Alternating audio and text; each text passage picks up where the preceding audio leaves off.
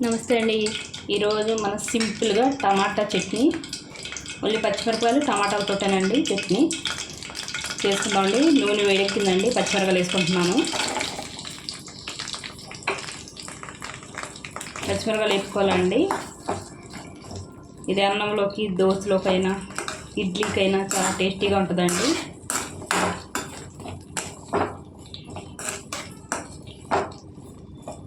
బాగా వేపుకోవాలండి నూనెలో.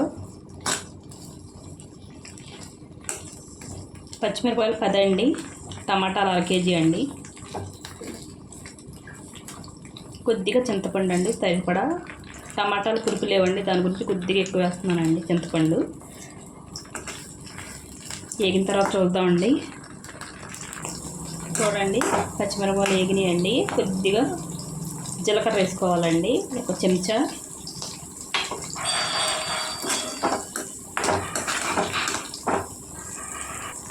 జీలకర్ర వేగిందండి. ఈ మిరపకాయలు జార్లో తీసుకుందామండి. చూడండి, టమాటాలు వేపుకోవాలండి ఉన్న నూనెలో.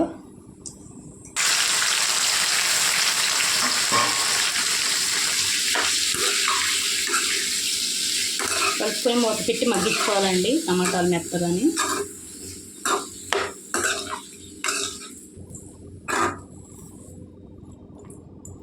మూత పెట్టి మగ్గిద్దామండి. చూడండి, సగం మగ్గినాయండి టమాటాలు. ఇప్పుడు ఇందులో చింతపండు వేసుకోవాలండి. బాగా ఉడుకుద్దండి. ఇందులో టమాటాలు పులుపు లేవండి, కొద్దిగా ఎక్కువ పడుతుంది చింతపండు. ఇంకా మగ్గాలండి బాగాని. మూత పెట్టుకుని మగ్గించుకుందాం. చూడండి, ఇలా మెత్తగా వండుకోవాలండి. చింతపండు కూడా మగ్గిపోయింది చూడండి. ఇందులో వేసుకుంటే టమాటాల్లో మగ్గిపోద్దండి చింతపండు. స్టవ్ కట్టేసుకొని చల్లారి పెట్టుకోవాలండి టమాటాలు. చల్లారిన తర్వాత చూద్దామండి. చూడండి, పచ్చిమిరపకాయలు జార్లో వేసుకున్నానండి. తగినంత ఉప్పు అండి.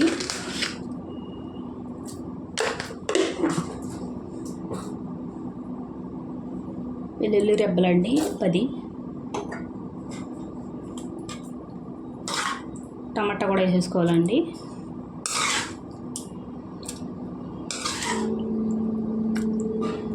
మిక్స్ చేసుకొని చూద్దామండి. చూడండి, మిక్స్ వేసుకున్నానండి. మరీ మెత్తగా లేకుండా వేసుకోవాలండి. ఇది అన్నంలో చాలా టేస్టీగా ఉంటుందండి టమాటా పచ్చడి. ఒకసారి మీరు ట్రై చేయండి. నచ్చితే లైక్, షేర్, సబ్స్క్రైబ్ చేసుకోండి.